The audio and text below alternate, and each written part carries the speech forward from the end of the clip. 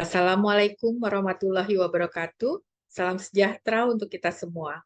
Saya Dr. Titin Ungsianik, dosen Fakultas Ilmu Keperawatan Universitas Indonesia. Pada kesempatan ini, saya akan berbagi materi tentang kontrasepsi. Materi ini dibagi menjadi 4 bagian, dan saat ini kita akan membahas bagian yang ketiga. Sumber utama pada presentasi saya kali ini adalah dari buku Maternity and Women's Healthcare, karya Loudermilk, Perry, Cation, and Alden, tahun 2016.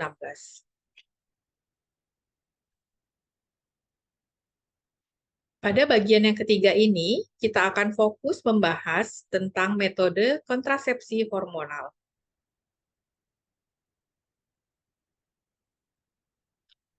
Kontrasepsi hormonal, menurut formulasinya, ada bermacam-macam. Menurut kombinasi obatnya, bisa dibedakan menjadi estrogen progestin dan agen progestasional. Sedangkan menurut cara pemberiannya, bisa dibedakan menjadi oral, transdermal, vaginal, implan, suntik, dan intrauterin.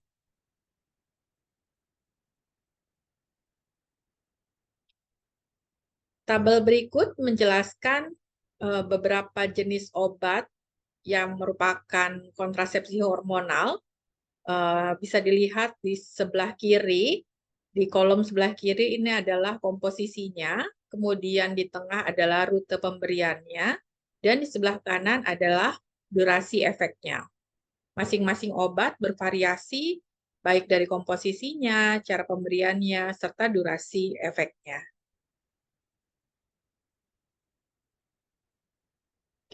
Kontrasepsi kombinasi estrogen progestin oral.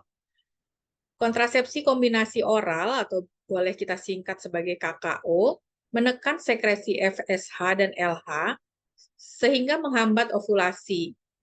Endometrium menjadi kurang baik untuk implantasi dan lendir serviks menjadi kental sehingga menghambat sperma. Pil harus diminum di jam yang sama setiap hari untuk menjaga tingkat hormonal yang memadai. Keuntungan dari kontrasepsi kombinasi oral, biasanya perempuan merasa darah menstruasinya lebih sedikit, sehingga anemia defisiensi besi juga risikonya berkurang. Siklus menstruasi menjadi lebih teratur, mengurangi kejadian dysmenorrhea dan premenstrual syndrome, juga bisa menjadi perlindungan terhadap kanker endometrium dan kanker ovarium, mengurangi kejadian penyakit payudara yang jinak, menyembuhkan jerawat, melindungi terhadap perkembangan kista ovari, serta mengurangi risiko kehamilan ektopik.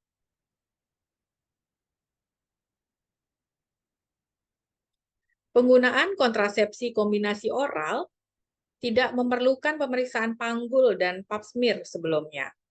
Deteksi komplikasi bisa dilakukan 3 bulan setelah penggunaan, dan kontrasepsi ini mulai diminum pada hari pertama siklus, yaitu hari pertama menstruasi.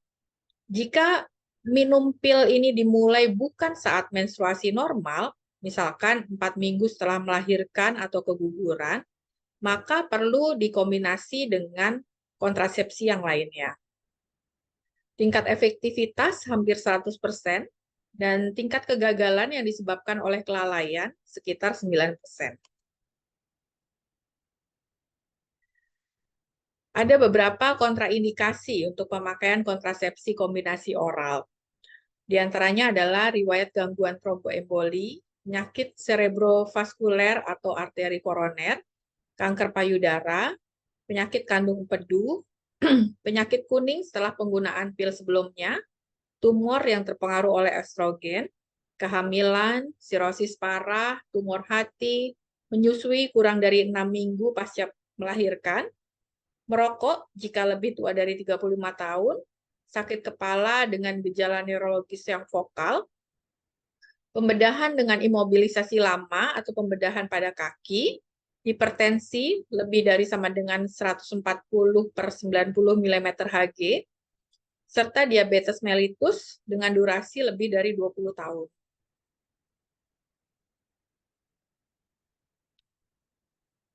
Ada beberapa efek samping dari pemakaian kontrasepsi kombinasi oral. Yang pertama adalah komplikasi yang serius. Ini biasanya disebabkan oleh estrogen dan progesteron dosis tinggi. Di antaranya adalah stroke, infark miokard, tromboemboli, hipertensi, penyakit kandung empedu, serta tumor hati. Ada lagi efek samping yang umum yang biasanya terjadi karena kelebihan estrogen, yaitu mual, nyeri payudara, retensi cairan, dan plasma.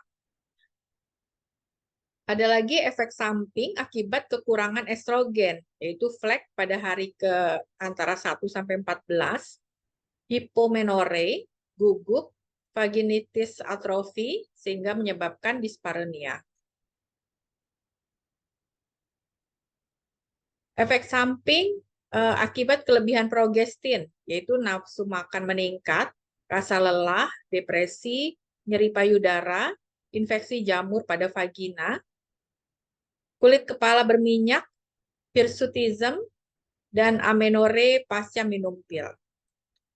Sedangkan efek samping akibat defisiensi progestin diantaranya adalah flek pada hari ke-15 sampai 21, menstruasi banyak disertai gumpalan, dan ukuran payudara mengecil.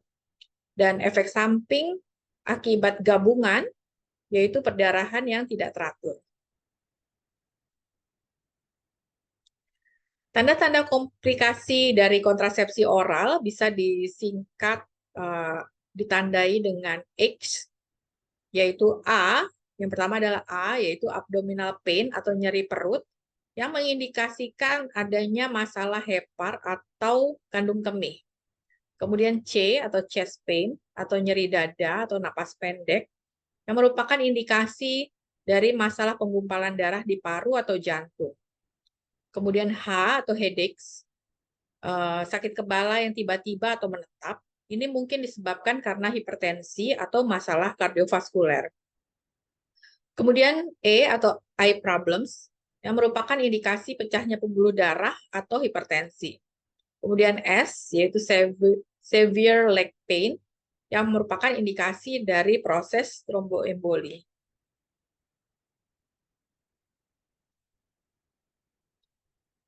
Pasca penghentian kontrasepsi kombinasi oral, biasanya perempuan bisa kembali subur dengan cepat. Banyak perempuan yang bisa ovulasi pada bulan berikutnya. Dan sedikit bukti terjadinya amenore pasca minum pil.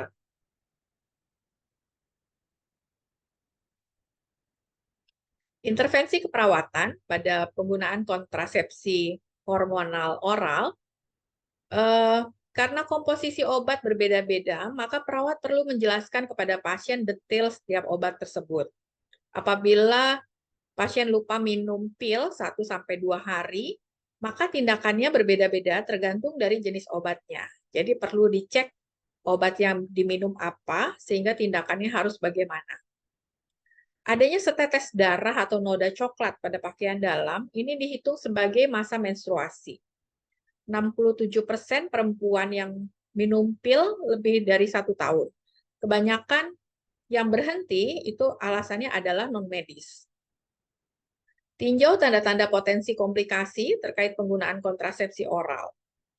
Dan ingat bahwa pil tidak melindungi terhadap infeksi menular seksual termasuk HIV, sehingga metode penghalang diperlukan untuk perlindungan.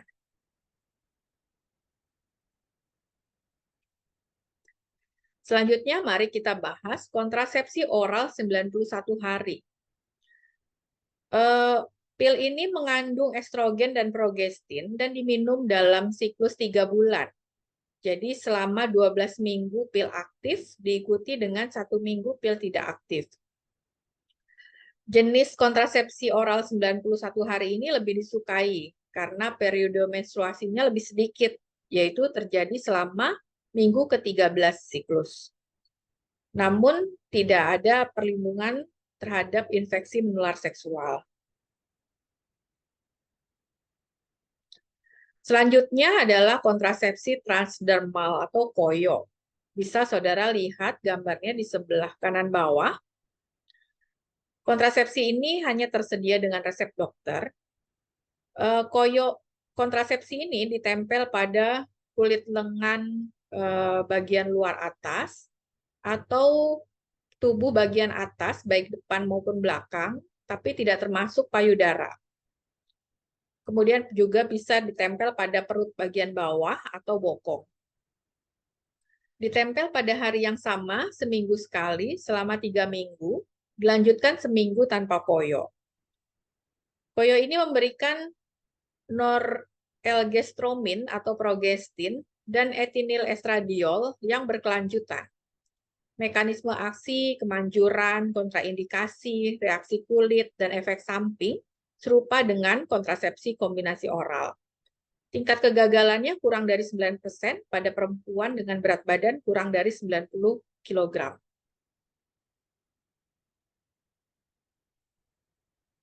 Selanjutnya adalah cincin kontrasepsi vagina. Bisa saudara lihat gambarnya di sebelah kanan bawah. Itu ada vaginal ring, ya, kemudian posisi di mana dimasukkannya. Cincin kontrasepsi vagina ini hanya tersedia dengan resep dokter. Bentuknya adalah cincin yang fleksibel, terbuat dari kopolimer etilen vinil asetat. Memberikan etonogestral atau progestin dan etinil estradiol secara terus-menerus, dipakai di dalam vagina selama 3 minggu, dan diikuti seminggu tanpa cincin. Beberapa pemakai mengalami vaginitis, lekore, dan ketidaknyamanan pada vagina. Apabila saat senggama dirasakan tidak nyaman karena adanya cincin ini, maka cincin boleh dilepas maksimal 3 jam agar tetap efektif saat dimasukkan kembali. Mekanisme aksi, kemanjuran, kontraindikasi, reaksi kulit, dan efek samping mirip dengan kontrasepsi kombinasi oral. Tingkat kegagalannya kurang dari 9%.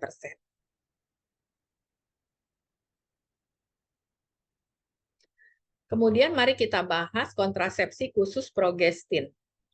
Kontrasepsi ini mengganggu kesuburan dengan menghambat ovulasi, penebalan dan penurunan banyaknya lendir serviks, penipisan endometrium, dan mengubah silia di saluran tuba. Tersedia dalam bentuk mini pil, suntik, dan implan.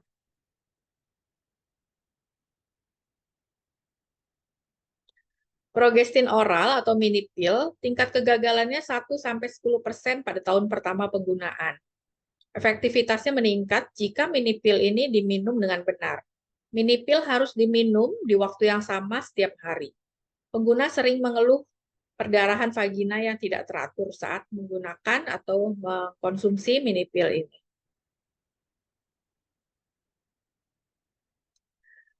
Selanjutnya kita bahas progestin suntik. Depot medroksiprogesteron asetat atau DPMA atau Depo-Provera 150 mg ini diberikan intramuskuler di deltoid atau gluteus maximus. Harus menggunakan jarum ukuran 21-23 dengan panjang 2,5-4 cm. DMPA seharusnya dimulai selama 5 hari pertama siklus menstruasi dan diberikan setiap 11-13 minggu. Suntikan subkutan juga tersedia. Efektivitas kontrasepsi sebanding dengan KKO dan tahan lama efeknya, yaitu dalam setahun hanya perlu disuntik 4 kali. Efek samping dari progestin suntik diantaranya adalah penurunan kepadatan mineral tulang, penambahan berat badan, bercak vagina tidak teratur, dan perubahan pada payudara. Suntikan ini tidak memberikan perlindungan terhadap infeksi menular seksual termasuk HIV. Kembalinya kesuburan mungkin tertunda hingga 18 bulan setelah penghentian DMPA. Tingkat kegagalan DMPA ini sekitar 6% pada tahun pertama penggunaan. Selanjutnya adalah progestin implan. Bisa saudara lihat gambarnya di sebelah kanan bawah. Itu adalah bentuk implannya yang kemudian disisipkan di bawah kulit. Progestin implan terdiri dari 1 atau lebih tabung atau batang fleksibel yang dimasukkan di bawah kulit lengan. mengandung hormon progestin dan efektif untuk kontrasepsi selama minimal 3 tahun. Mengganggu siklus ovulasi dan mengentalkan lendir serviks, sehingga menghambat kehamilan. Kontrasepsi berkelanjutan jangka panjang yang tidak berhubungan dengan frekuensi senggama, sehingga ini lumayan banyak disukai. Efek samping penggunaan progestin implan diantaranya adalah menstruasi yang tidak teratur, ini adalah efek samping yang umum, serta efek samping lain yang kadang terjadi, yaitu sakit kepala, gugup, mual, perubahan kulit, dan vertigo. Progestin implan tidak melindungi terhadap infeksi menular seksual termasuk HIV. Selanjutnya adalah kontrasepsi darurat. Kontrasepsi ini diminum sesegera mungkin dalam waktu 72 jam setelah berhubungan seksual tanpa pelindung. Kontrasepsi darurat ini juga digunakan untuk kecelakaan kontrasepsi, misalnya kondom rusak saat dipakai, atau cincin atau tutup serviks terlepas, atau lupa minum pil, atau terlambat suntik, dan sebagainya. Jika diminum sebelum ovulasi, kontrasepsi darurat mencegah ovulasi dengan menghambat perkembangan folikel. Dan jika diminum setelah ovulasi, hanya sedikit pengaruh terhadap produksi hormon ovarium atau endometrium. Kontrasepsi darurat tidak efektif jika perempuan telah hamil karena pilnya ini tidak mengganggu implan kehamilan. Risiko kehamilan berkurang sebanyak 75%. Ini efek dari estrogen progestin, dan 89% kalau hanya progestin saja. Selanjutnya mari kita bahas IUD atau intrauterine device. IUD adalah alat kecil berbentuk T yang disisipkan melalui serviks. Lengan IUD berada di dekat saluran tuba sehingga mengganggu motilitas sperma dan mengiritasi lapisan rahim. Bisa saudara lihat gambarnya di sebelah kanan bawah. Diperlukan tanda tangan informed consent sebelum pemasangan IUD. IUD ini memberikan perlindungan jangka panjang terhadap kehamilan dan bisa segera kembali subur setelah IUD dicabut. Namun demikian, bisa terjadi peningkatan risiko penyakit radang panggul atau PID dan kemungkinan perforasi uterus. IUD tidak memberikan perlindungan terhadap infeksi menular seksual termasuk HIV.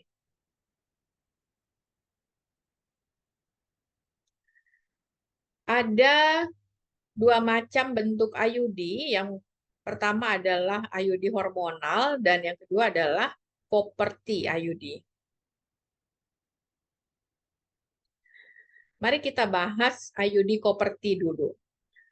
IUD copper T ini terbuat dari bahan polietilen dan tembaga padat halus. Bisa saudara lihat gambarnya di sebelah kanan bawah, ini adalah IUD copper T. Pemakaian bisa sampai 10 tahun. Tembaga terutama berfungsi sebagai spermisida dan menyebabkan peradangan pada endometrium sehingga mencegah pembuahan. Biasanya terjadi lebih banyak perdarahan dan kram pada tahun pertama setelah pemasangan. Obat antiinflamasi NSAID dapat digunakan untuk menghilangkan rasa sakit. Tingkat kegagalan pada tahun pertama kurang dari 1%.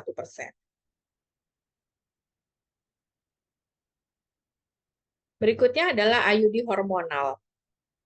IUD ini bisa melepaskan levonorgestrel dari waduk vertikalnya. Bisa saudara lihat gambarnya di sebelah kiri. IUD hormonal efektif hingga 5 tahun untuk merek Mirena dan 3 tahun untuk Skyla.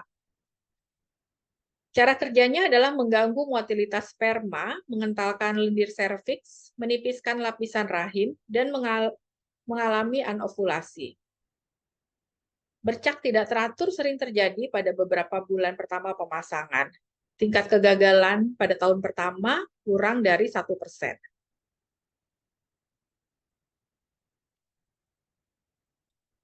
Intervensi keperawatan pada pengguna IUD. Ajarkan untuk memeriksa keberadaan tali IUD setelah menstruasi. Jika kehamilan terjadi dengan IUD yang masih terpasang, maka diperlukan USG untuk memastikan posisi IUD dan posisi embrio. Bisa kita lihat contohnya adalah hasil USG pada gambar di sebelah kiri. Pelepasan IUD secara dini membantu mengurangi risiko keguguran spontan atau persalinan prematur. Alergi terhadap tembaga bisa menyebabkan ruam pada pemakai IUD Koperti.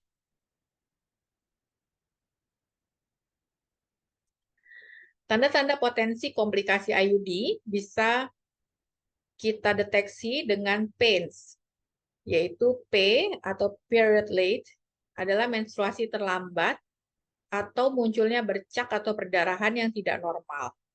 Kemudian A, yaitu abdominal pain, yaitu nyeri perut atau nyeri saat berhubungan seks. Kemudian I, atau infection exposure, yaitu paparan infeksi. Bisa terlihat keputihan yang tidak normal. Kemudian N, not feeling well, ini pengguna merasa tidak enak badan, demam, atau menggigil. Kemudian S, string missing, yaitu IUD-nya hilang. Tali IUD-nya yang hilang, ya, atau terlalu pendek atau panjang. Demikian yang dapat saya sampaikan untuk materi kontrasepsi bagian yang ketiga. Terima kasih atas perhatian saudara, semoga bermanfaat. Wassalamualaikum warahmatullahi wabarakatuh. Salam sejahtera untuk kita semua.